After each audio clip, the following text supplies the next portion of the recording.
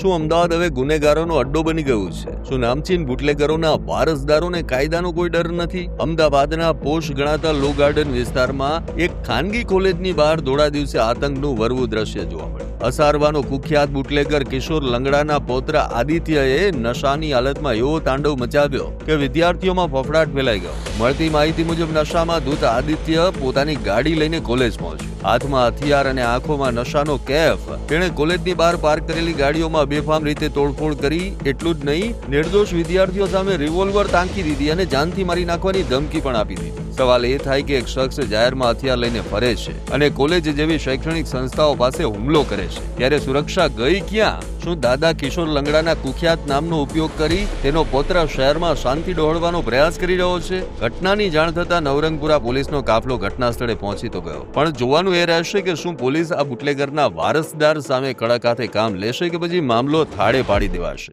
આવા જ અવનવા વિડીયો જોવા માટે ફોલો કરો ઇન સેકન્ડ્સ.